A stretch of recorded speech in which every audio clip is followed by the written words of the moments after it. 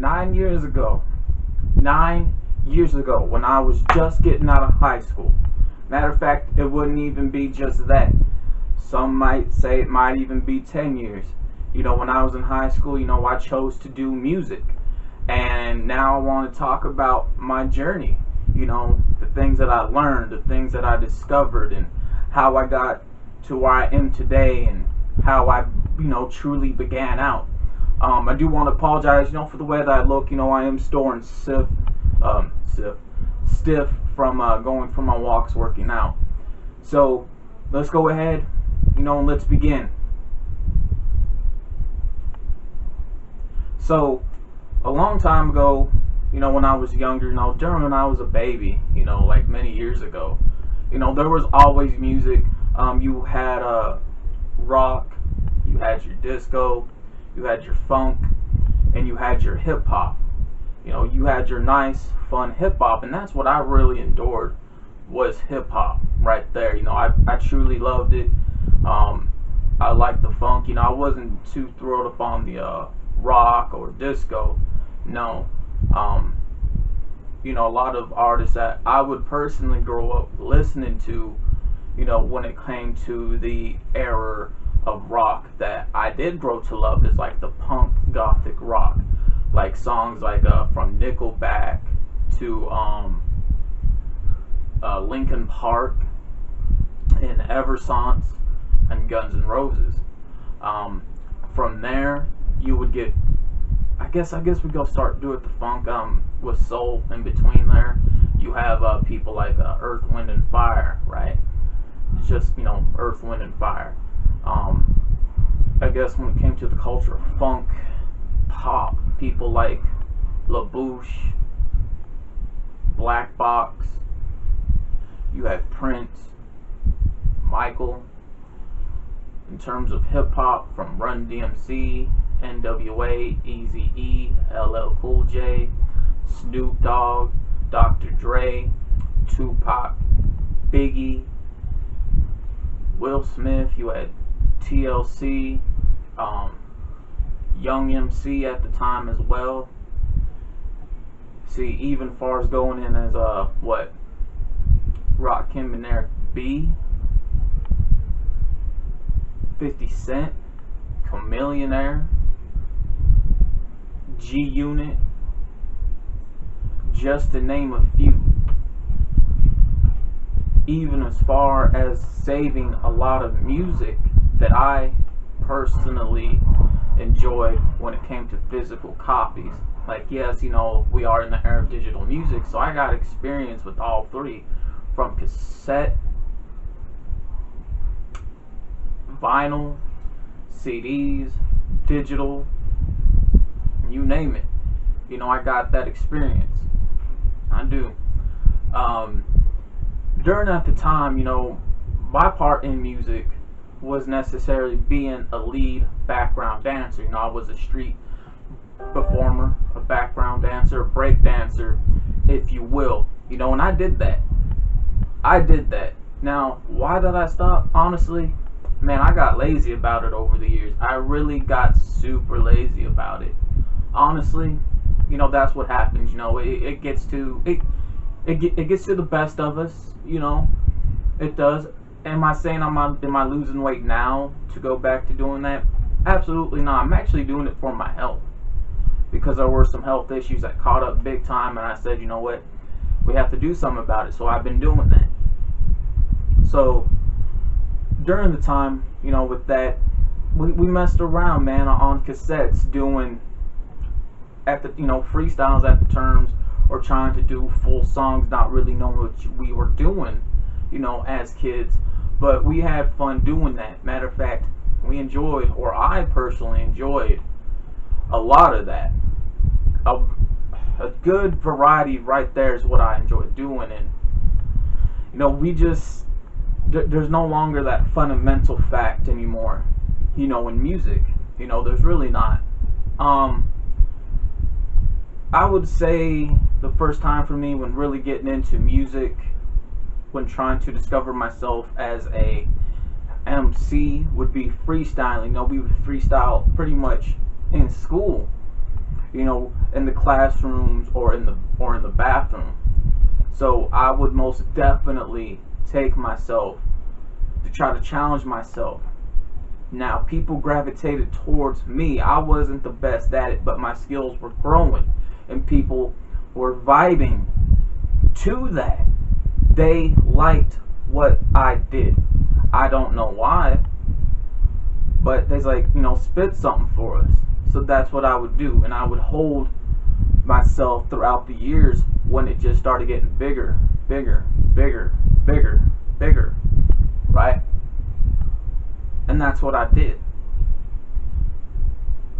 Now, when it came to writing a song, I never knew how to write a song. I never knew anything about writing a song and a song format. Like, I was completely clueless about writing music. Like, I just didn't know anything about it at all.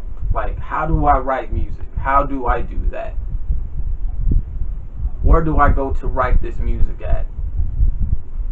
So I took about 2 years to learn how to write music, how to write a verse, how to write a hook, how to write a chorus. Once I did that, I started singing those songs or rapping those songs a cappella for people. Now, this is where we get into the recording factor. When did I start learning how to record? Well, I didn't know anything about recording, man. I didn't know anything about the programming or equipment that was needed. You know, I was completely, utterly new to this part. This was a whole new ballpark, a whole new era of me going into the music. Like, what do I do? Because a little bit before that, I already had a name and a brand / label I wanted for myself, which was Jazzy Inc. And I still stick to that till this day. Now, a bit before we get into the lyrics, let's rewind back. I wanted to be a DJ. Yes, a DJ. You know, the DJ that I grew up with were people on the turntables and scratching. So I called myself DJ Jazzy. I never got a chance to scratch. However, one thing I did get to do as a DJ, I was putting out bootleg mixtapes of artists' songs who wanted their music out there. So I did that. You know, and that's how I got my name out there as a DJ for a bit, by helping other people. Now, in between that, or going into that, that's when I said, you know what can I do to get myself out there as a vocalist? So, you know, I had a few dollars in my pocket. I bought a keyboard for like, I think $120, a microphone for like $25 that you hook up to a computer, and I had a basic old computer. And I typed in instrumentals on YouTube, and I turned on the mic thing on the computer, getting the keyboard going. So I did freestyles like that. It may have not have been the best quality, but it was okay quality for at its time. It was pretty decent. And I would burn my freestyles that I did on CD, and I still do physical copies till this day. And I would burn my freestyle CDs, and I would give them to my friends just in my circle, you know, for them to listen to. So, you know, they would listen to them. And of course, you know how you have your inner friends of circles, but your friends have their friends who you really don't know anything about, or you never seen them. So my freestyles got out to their circle of their friends. And then my name started really getting out. I was like, have you heard such and such? Then I started doing full-length songs, still doing them not to the best because I just didn't know what I was doing. By the time I got my hands on a program, it was downloaded, it was WavePad. One of the songs I did, you know, I was in a bad place at the time, especially, you know, I felt like I was towards death. And I did a song called Red Rain, of course, which is a play off the Purple Rain, but it's my song, you know, Red Rain.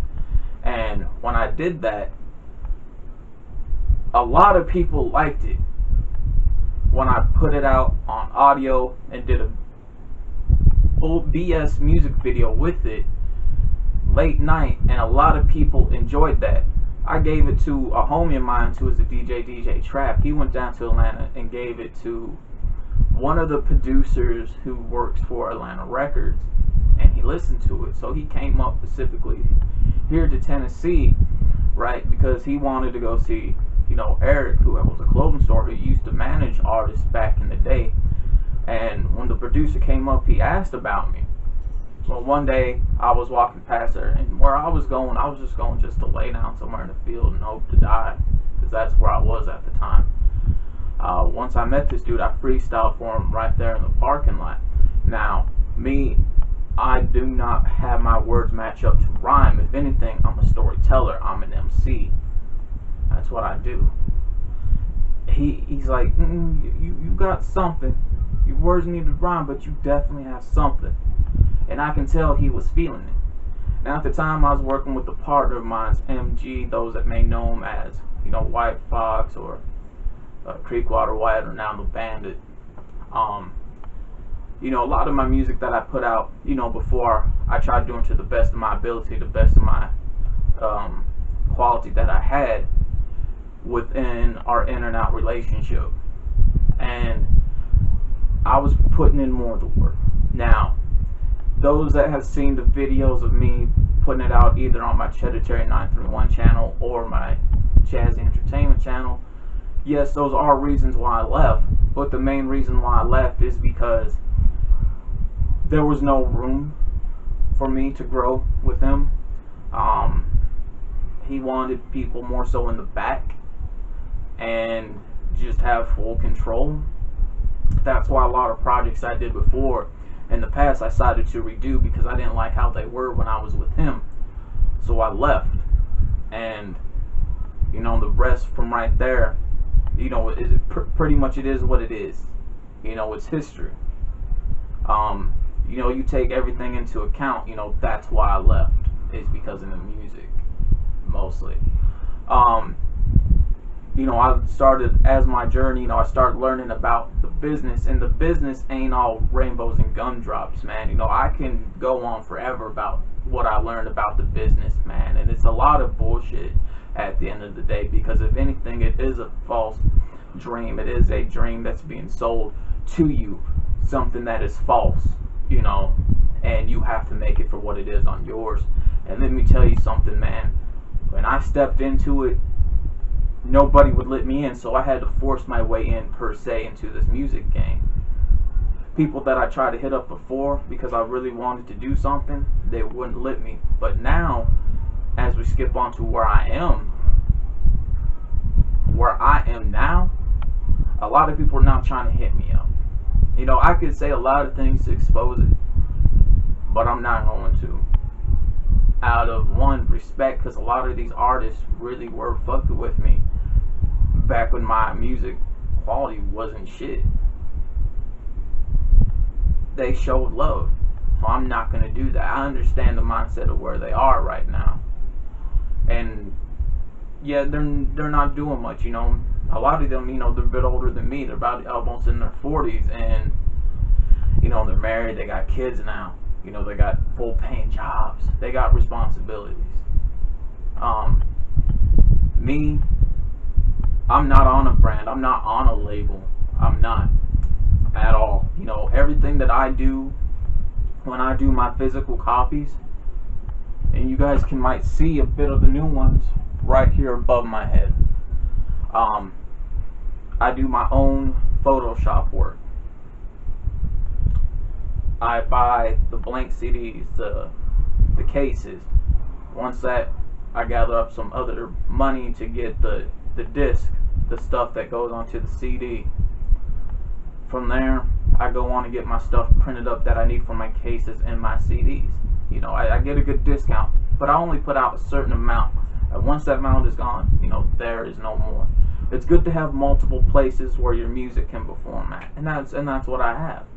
So, not only am I in the digital market, which I do good on reverbnation, I do good on SoundCloud, I do good on physical format, and I just grew up listening to the music. I just grew up listening to the music because artists at the time just put out the music. You know, they weren't chasing after that one hit song. They weren't chasing after that one hit, that one single. because they just put out the music. You know, whatever song became your hit, that's the video, or that's the song that you did the video for.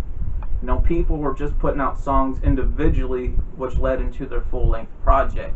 And me, that's what I grew up with. So that's why just about every month is why I put out music. Because if you're out there chasing that one song, that #1 hit, you're going to be chasing that for your entire life, man. And you're going to be wasting your time and everyone else's time. And then one day you're going to find yourself, everybody gone, you're going to find yourself much older before you decide something. You know, don't be jumping into a project right away. What you need to do, you need to do some freestyles. Get yourself out there first. Build up a name, build up a buzz. Put it on CDs. There's still a market for CDs. I know a lot of people say that you hear a lot on YouTube, like people like Complex on Everyday Struggle. They say, well, physical format ain't what it used to be, or it's not selling anymore. People don't gravitate towards it. It's all about the streaming market. That is a false narrative. You know, they're paid to say that. They're paid to say that.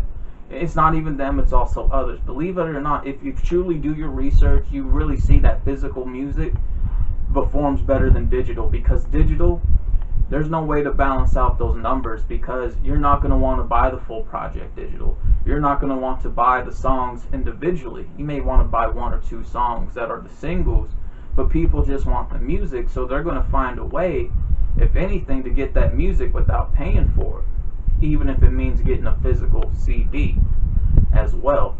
Believe you me, a couple of years ago, even now, the sales of vinyls are in the billions. So they're doing just as great. So there is a market for physical stuff, because at the end of the day, one day you could wake up and there could be no more internet. And you're saying that you're an artist, and people are going to ask, well, what, do you have anything out? Oh, yeah, I was on Apple Music, iTunes, Spotify. People's like, well, you know, internet ain't around no more, so how can I believe you? That's why there's always going to be a love for physical music out there. So, you know, you got to take something like that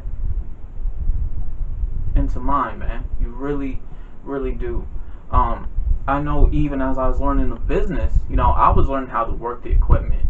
And the best thing about today, you have a lot of equipment that has a good majority of it in one. So you may need 1 to 2 to 3 things of equipment, updated program, and there you go. You can get the same studio quality that you hear now, just with that much. Just not with that much, but you know, with just a little bit of what you need. Yes, sir, you are going to be spending some money. You are. There's no doubt about that. But it's going to be worth it in the end, because in the end, you're going to be investing into yourself, not paying somebody else for studio time, investing into them, because that's not investing into yourself, that's investing into them. Because as far as they're concerned, they can hold on to that song or to that project, and they're going to have you pay a certain amount of money each and every time before you even get it. And they could be messing around with those tracks behind your back. And believe it or not, there's really no such thing as money being made in that. There's really not. The only thing that you're spending money on is putting out on a physical format, man. Everything else is pitched at as a money grab, just to, you know, get a few pocket change. And those are just some of the few things, you know, that I have learned. You know, as time started progressing from 2 years ago, maybe a bit 3 years ago, but definitely 2 years ago where I am now, which makes it now 3 years ago with my journey coming to a wrap, I started finding interest in other things. And that's one thing that you don't have to be an artist for this to happen. I mean, you can just be a regular individual. You could be doing one thing you enjoy for so long, but as time goes on and time progresses, you're going to find other interests. And that's what's been happening with me. I've been finding other interests, doing the clothing business, right? Help managing other businesses for finances, helping other people get out there with promos, making money like that, focused on YouTube, you know, just to name a few things. Got into gaming, even going back in as far as painting, you know, pretty much giving those out because, you know, there's really no such thing as money being made in art. But, you know, you're going to find other interests. And when you do, you're going to find the interest that you once did not enjoyable as much anymore. You're going to find that that's going to happen. Now, I think that happens for everybody, you know, even as an artist. But let me tell you something, man. My music journey that I've been through was great. Because, especially when I do shows, like, don't get me wrong, there's going to be BS behind the scenes, the middle of the scenes, and in front of the scenes when you do shows. Because not everything you see is going to be real. A lot of it's going to be completely fake. And experience speaks for itself. You know, I can go on forever, like I said, about something like that. But I figured, you know, let the newcomers, man, experience that. Because experience is the best teacher in life. But when the shows that I did, they were little karaoke sections, but with songs that I wanted to perform. But I brought magic. I brought a sense of something there. Even when I was just doing little opening gigs for like bars, like 15 minutes. I wanted to make sure I brought what I could for that 15 minutes of magic, and people enjoy it. It got to the point where fights broke out amongst other people when I performed, even after. When I did my first solo show, the good amount of people showed up who enjoyed it. I did jacket changes, which were costume changes, a sense of magic, a feel to it. Now, I wish I would have hired a camera person because I didn't know cameras record only for like 30 minutes or so. But there was a good middle portion, man, that was the big explosion, if you will. The magic, and that's what's missing today, not just within shows, but within music, is that magic, that feel good, something that you can connect to, good storytelling, good rhythm, something that can make you, you know, really feel like you're not alone. Today's music, where I stand with that, there's not that magic there. They're chasing after a false dream of saying, man, I just got into music just so I can get some money. If that's the point, then you shouldn't be in music, man. There's a lot more to it than just trying to make a quick dollar. There is. You have to grow. And that's one thing a lot of artists are afraid of with these younger ones are growing. You know, I do, especially a lot of the influence come here from down south. You know, I talk about those type of things in my vlogging video 8. Goes into proportion about that. Today's artists and how they grew up, even with the music they do, they were too sheltered, man. Everything has to be filtered for them. So to them, everything's gumdrops and rainbows, man. It's not. It ain't. There's nothing against getting into anime, but a lot of them are taking that anime type of feel and living in this fictional world. Man, I'm sorry, that's not how it works. If you can't grow and expand beyond your expectations while you're in music, man, you shouldn't be in it at all. You know, when I was growing as an artist, I started out as DJ Jazzy. When I was doing freestyles and when I started to learn how to write songs and record songs, even not with the best of quality, I went by Cheddar. You know, I was immature then. As I started growing more as an artist, more as a human being, more as a man. Right? Not even that. Growing physically, mentally, spiritually, knowledge, religiously, knowing who I truly am and where I am now. I grew as ChEDDErTarY. So it grew. I grew.